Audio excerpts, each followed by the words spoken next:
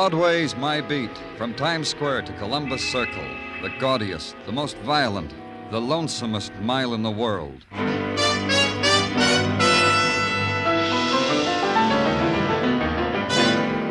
Broadway's My Beat, with Larry Thor as Detective Danny Clover.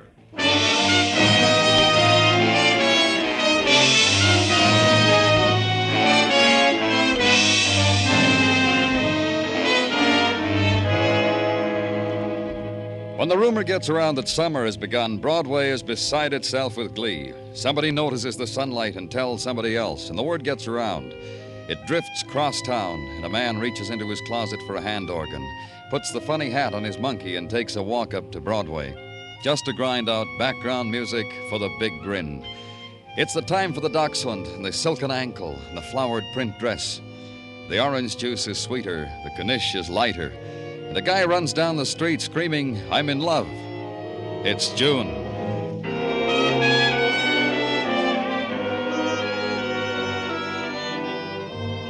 And it was June under the Translux, too, a rare day. And the Times Square crowd had gathered there to consider it and take the story of it home to the little woman, Dad and Mom. There was a man lying in the circle of their feet. He was expensively dressed. He's dead, Danny. What happened, Muggavan? Come on, you people. Break it up. Come on, get going. What is it with them, Danny? What happened? How can you tell what happened? People milling around, crossing streets, going to lunch, looking at the want ads over there in the Times building. Suddenly a guy's face down on the pavement. Somebody laughs, drunk, and somebody sees blood. So we got him on the pavement and them watching. Stabbed. Yeah. Know who he is? Uh-huh. Here, wallet. Loads of identification. Yeah. Earl Lawson, Park Avenue. Earl Lawson. Earl Lawson, stocks and bonds. He's got a name. Wizard or something. Makes money by the buckets. Anybody see it happen? 1 million people in Times Square, high noon, nobody saw anything. Nobody. Now look, you people, why don't you move along? Go home, get out of here. Safest place in the world to kill somebody, Muggavan, in a crowd. Walk up to him, stab him in the back, keep walking. Well, it started off to be a pretty day. Yeah, real sunny. And just across the street, the file of crowd waiting for the movie that was better than life held on close to its place in line. Held on close against the insinuating whisper of the violent dead. It was a trick, kid. A trick to make you lose your place, to cheat you out of a front row seat where love and beauty and other high-class things are handed you on an air-conditioned platter. But a few were sold by the whisper and were drawn by it, and joined the cluster attending the dead man. A woman pushed her way close and turned away.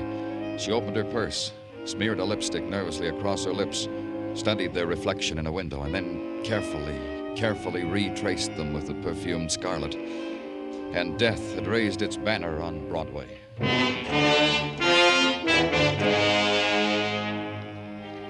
The home of the murdered man was a place whose sounds had been geared down to the soft purr of wealth.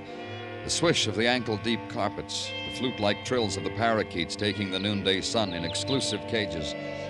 The butler who murmurs you into the library and asks you to wait quietly. You don't dare open a book because turning a page would release a clap of thunder. And finally, when you'll wait no longer, the soft voice at your shoulder. I'm glad you made yourself at home, Mr. Clover. This is a difficult house to do that in. It's quiet, you can say that for it. You're... Harlan Lawson, Dr. Harlan Lawson. Oh, then the book's on this shelf. My one literary effort. All 20 copies. 20 copies of the same drivel. New Freedom, Pennsylvania, the utopia that failed. Nice binding, though, wouldn't you say? Quite. Expensive. That's my brother. He's everything you say. He gave me those when I got my Ph.D. Made a grand gesture of binding my doctor's thesis and burying it 20 times over on this shelf. Every time he fingers the gold lettering, I tell him how grateful I am. You don't get along, you and your brother? We suffer each other. Let's put it that way. He has his world. I have mine. And your world would be? The back alleys of poverty. You see, I'm in the nature of a failure, Mr. Clover. I'm a social worker. Doesn't pay very much. But I take in tears and give in exchange baskets of fruit, my brother's castaway clothing, and the gestures of sympathy they taught me in post-grad humanities. But you keep on living here with your brother, with Earl Lawson. I exist here. Is this why you came, Mr. Clover? To run your hands over my brother's library? To probe into me? Or is it... No. Don't say to me Earl has somehow run afoul of the law. Don't say it, because I wouldn't believe it of Earl. He's dead. He was murdered. Your manner of saying it. You leave me nothing but to believe you. He was stabbed, left lying on the street in Times Square. He must have shuddered that it found him in a place like that. I'd swear he shuddered. Your brother dies, and that's how it hits you? To each his own way, Mr. Clover. You're implying that it was I who killed him? Let's play it that way for a while. I've dreamed the wish sometimes, but I couldn't have killed Earl. I slept the morning through. Earl's butler will testify to that. He was serving me brunch when you came in. Expensive brunch with wine. Who else would want your brother dead? Besides me? That would be your thesis, wouldn't it, Mr. Clover? I suggest the Sculler's approach... Yeah, thanks. I'll try.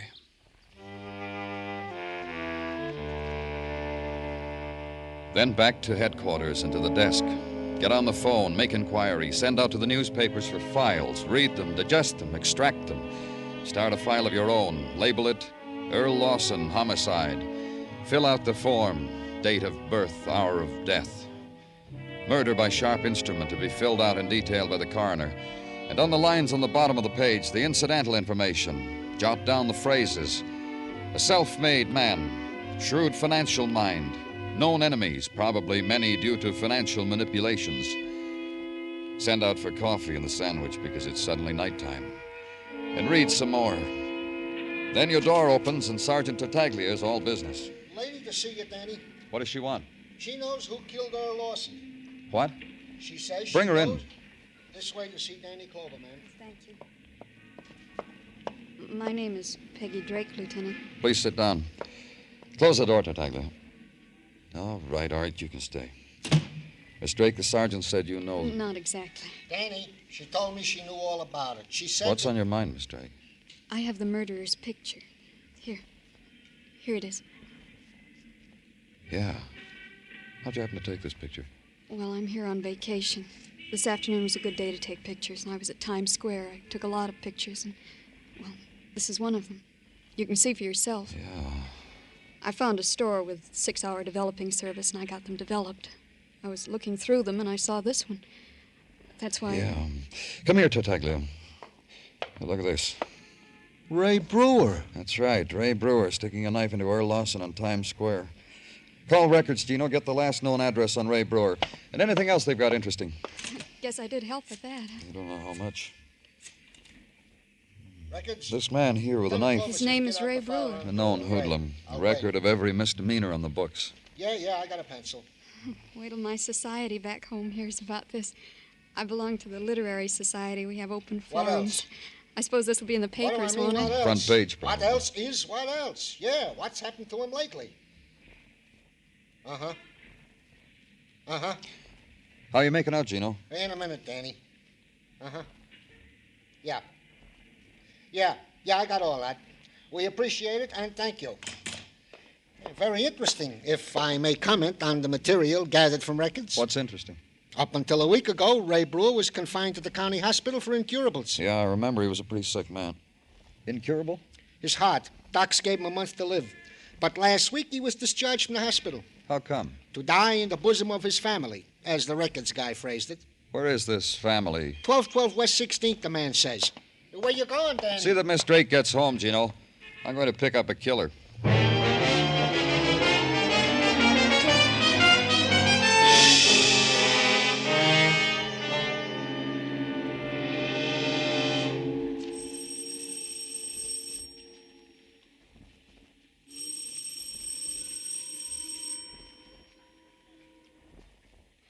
Open up, Brewer, or I come in anyway.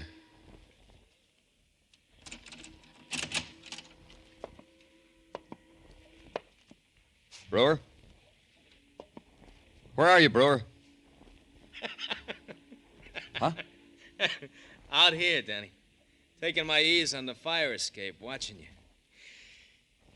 Watching you spill out your strength. Throw away the gun, Ray. They tell me you've got a month. If you throw the gun away, maybe you can live a part of it out. All of it. It's arranged. I live all of it. 30 days, Hathaway Brewer. If I come out after you, Ray, it'll cut your time down to a half minute. You make me shake with fright. Stay where you are, Danny. I'll bring it to you.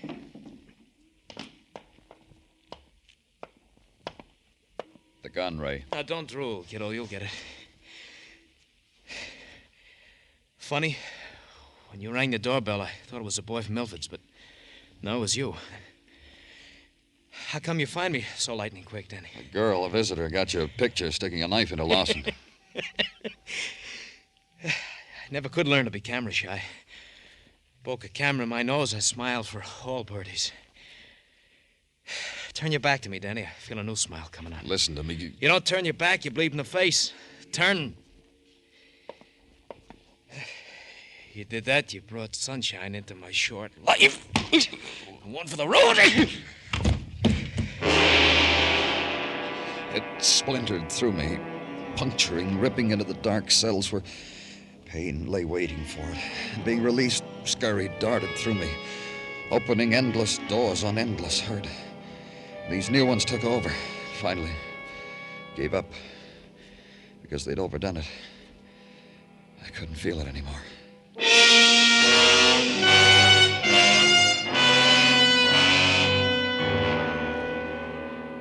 And then the hall wind, cold on the sweat that had drenched me. And looking for Brewer, knowing he wasn't there. And calling to headquarters and tell them to put out an all-points bulletin on Ray Brewer. And then to Park Avenue to ask a question. Why had Brewer wanted Lawson dead? What had Lawson been to a hoodlum like Brewer? Help me. In my back. It's in my back. What? Help me.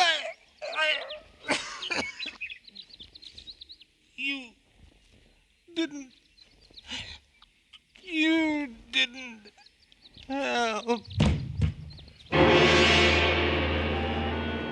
Down the long hall, I could see the parakeets preening, pecking into their clipped wings. The new stillness of the man lying there with a knife in his back. Dr. Harlan Lawson. Dead. The nap of the thick rug furrowed where his hands had tried to tear life out of it. And suddenly the flute song of the parakeet started again. And it wasn't still anymore.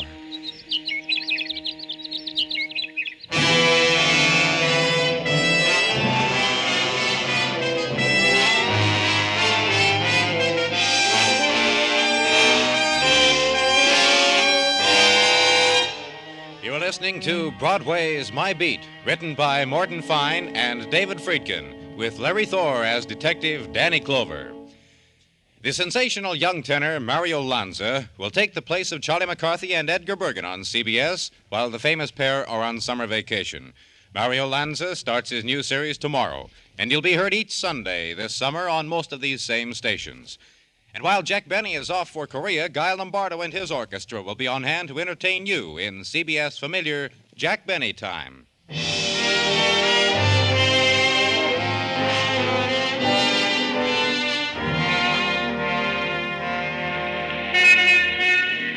Last year's bride mannequins are dusted off, brought out of Broadway's basements, propped up on a rod, and arranged tenderly at the side of last year's groom mannequins. And Broadway knows June is passing through. It presses its nose against the shop window, sighs at the cascade of white satin flowing slowly over the wax figure, sheds a tear at the coronet of cloth lilies of the valley, and blows its nose for the sweetness of it all. It's the time of youth, the 2-week romp in the Catskills, the burial in the sand at Far Rockaway, the breathless ecstasy on the heights of the roller coaster at Coney.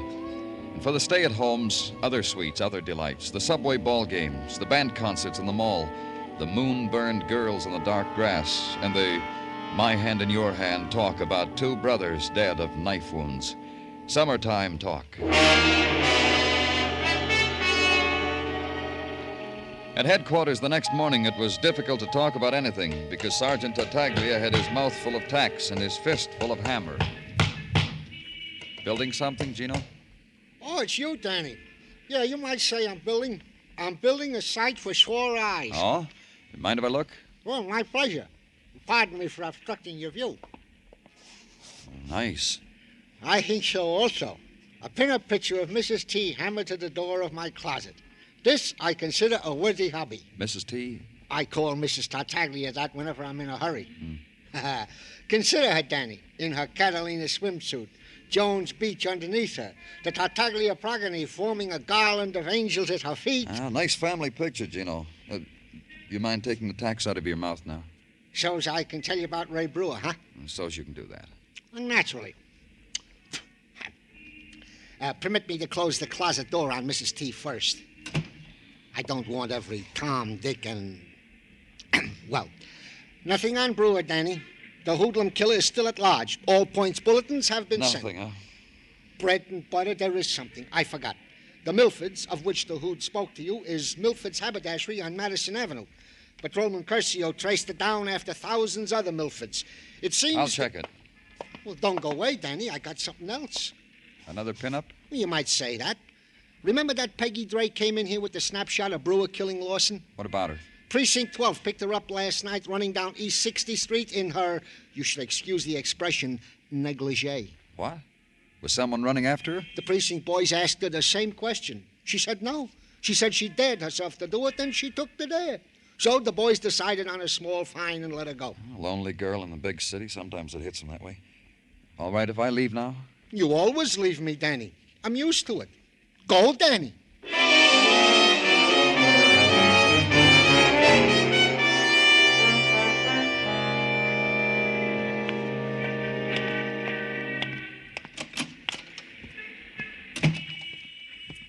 Good morning, sir. Is someone helping you? I'm looking for Mr. Milford. Mr. Milford is dead. What? 12 years ago. Like that. Zoot. He was discussing plans with a buyer and... I know. Zoot. Who are you? Mr. Milford, Jr. May I be of some service? I'm from the police. I want some information. Oh, what is it you want? The police department called you a while ago. You said you had some dealing with a man named Ray Brewer. Oh, yes, I did. I did indeed. You want to tell me about it? I don't see why not. Then tell me. Surely. Last week, Mr. Brewer entered Milford's and was fitted for a complete outfit, from linens to huaraches. Huaraches? Buttery a la Mexico. Mr. Brewer was going to Mexico. Note that I said was. Note that. Mr. Brewer changed his mind, huh? Well, that's a man's right. Mr. Brewer decided to stay around the city. Thus, he canceled the Mexican clothes and ordered town wear. Gabardines. And he paid you? I only ask because it's been bandied about that Mr. Brewer is not a wealthy man. His friend paid me. The friend who was with him when first he ordered. This friend? Here, this man's picture in the newspaper? The very one. Dreadful clothes. Not ours. Is he from here in town? What's his name? It says right here, Harlan Lawson. Ph.D. It says this chap was murdered. That's right. Do you have any idea why Mr. Brewer changed his mind about going to Mexico? None. He was so delighted, too, the first time he was in here. Showed me a travel brochure put out by the airplane people. Central American Lines, I think. I've been to Mexico, you know, ridden on a donkey. Thanks, Junior. Thanks a lot.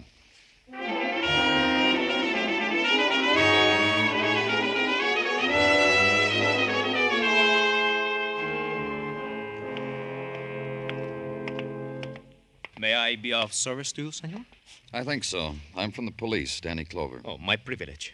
You wish to tour Central America to observe our police methods? It can be easily arranged. I will speak to the Latin consul. I just want to know about Ray Brewer.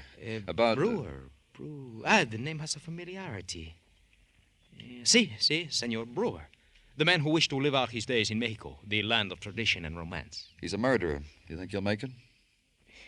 What a dying man sets his heart to do is difficult to restrain him from, senor. This from my father I learned. But Senor Brewer will not make Mexico by way of Central American lines, senor. Of this I am certain. Tell me why. Because only yesterday he canceled the ticket. It took me so long to prepare. He canceled the tour I had mapped for him. Acapulco, Zapateca, the floating gardens. When Brewer came in here to arrange his trip, was he alone? With another gentleman who subsidized the excursion. This one? In the newspaper picture? See, this one. Dr. Lawson, a gentleman of refinement. Now dead, I perceive. Yeah. Brewer didn't give you an address by any chance? Oh, no. He simply took the cancellation money, told me he preferred your city. As who would not? You peddle tickets to romantic places and you like it better here, huh? Who would not? Why pay extra fare, senor? Romance is where you find it.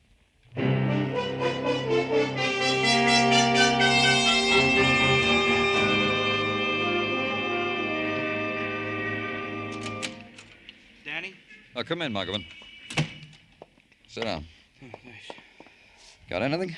Nothing. Guy Brewer's hiding someplace. Where, I can't even begin to guess. Nobody knows anything. Stool pigeons, old friends of Brewer's, not a thing. If he gets out of the city, it's going to be tough. Yeah. How do you figure it, Danny? Figure what? This, the case, the killing of the Lawson brothers. You know what I mean. You piece it all together, it comes out easy. Show me. Sure. Harlan Lawson wanted to get rid of his brother. For money? Maybe. But more than that, I think. Earl Lawson was a man who beat up the world. Harlan just stood there and cried for it. Well, Harlan was a social worker, Danny. He probably did a lot of good where it counts. Sure he did. But I met Harlan. It's the way he impressed me, Muggavan. He felt sorry for himself. Uh-huh.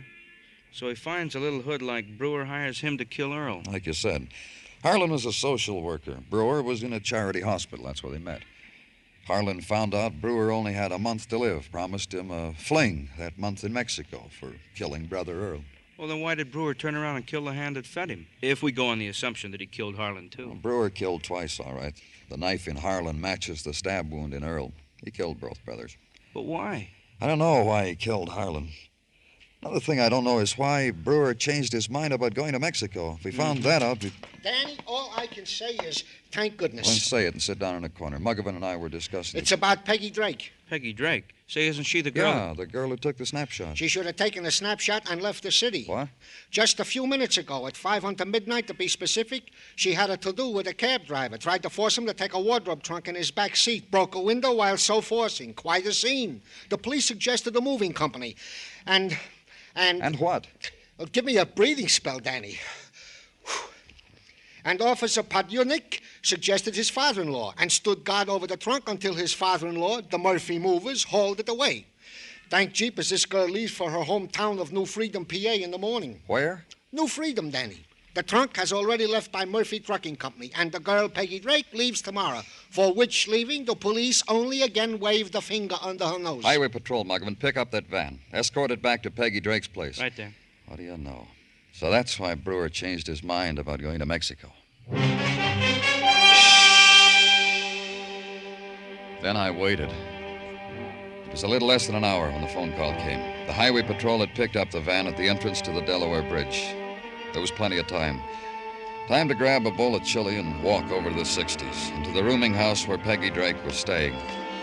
Inside, the banisters of the staircase had been worn smooth by 1,000 respectable hands, and the color had just begun to drain from the flowers in the wallpaper. On the third floor landing was a trunk. Beside it, Detective Muggavan. She's in there, Danny. She know we're here? We talked loud. She knows. Stay with the trunk, Muggavan. Okay.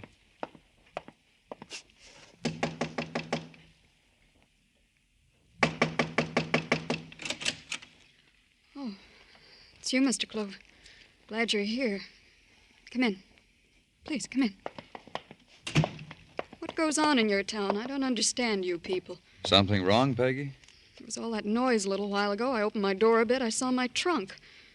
Explain it to me, Mr. Clover. You were sending it back to New Freedom, huh? Of course, where I live, where I came from. That's where you met Harlan, wasn't it? What's he got to do with it? I need some sleep, Mr. Clover. My bus leaves early tomorrow. You're not leaving. You want to bring your trunk back in here and unpack? I'm not leaving. Wait a minute. Muggavan, bring that trunk in here. What are you doing? I don't have to unpack. The trunk's pretty heavy, Danny. I'll need some help. Okay. I'll give you a hand. Yeah. Better grab the handle on the other side.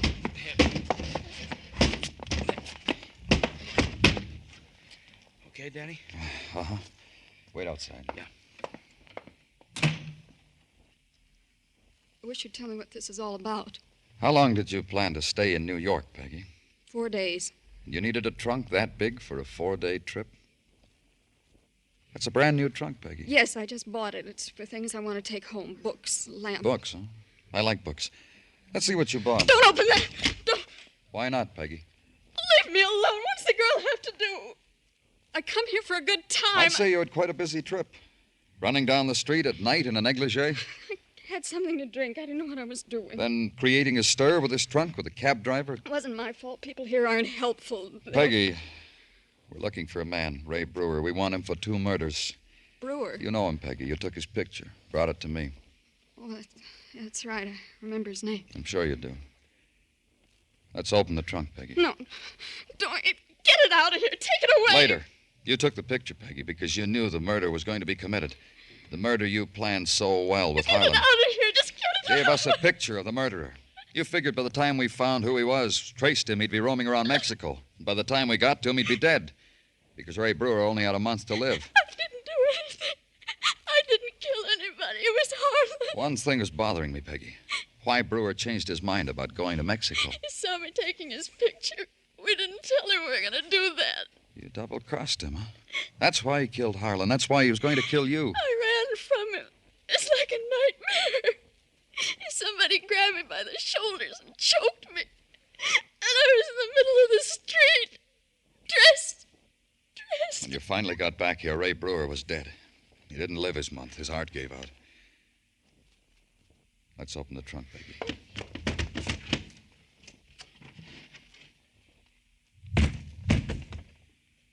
There he is. Ray Brewer. I won't look. I'm not going to look at him again. All the while I was putting him in there, staring at me. Staring. And I couldn't get the trunk closed. His hand. I was alone. All alone. His face. Staring at me.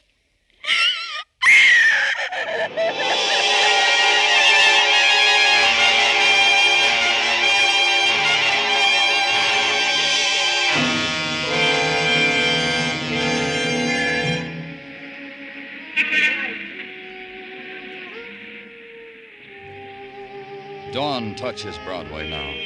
The remnants of the night are driven back into the earth. You walk the streets, and from behind a doorway, you hear the old sound, the sound of weeping. You know the nighttime will never leave. It's found its refuge. It's Broadway, the gaudiest, the most violent, the lonesomest mile in the world. Broadway, my beat.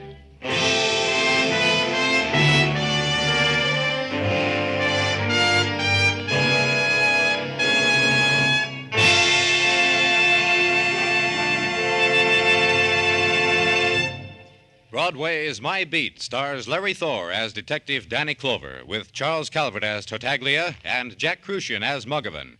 The program was produced and directed by Elliott Lewis, with musical score composed and conducted by Alexander Courage. In tonight's story, Peggy Weber was heard as Peggy Drake, Ted Osborne as Harlan Lawson, Anthony Barrett as Ray Brewer, and Don Diamond as Milford. For a full hour of outstanding musical entertainment, plus one of radio's biggest cash awards, play Sing It Again every week over most of these same CBS stations. Laugh along, win along with Jan Murray as he picks up his coast-to-coast telephone and invites you to sing it again and land a big batch of loot. It's exciting, it's outstanding radio entertainment. Stay tuned now for Sing It Again, which follows immediately over most of these same CBS stations. Bill Anders speaking. This is CBS, where you meet adventure with Charlie Wilde, Sundays on the Columbia Broadcasting System.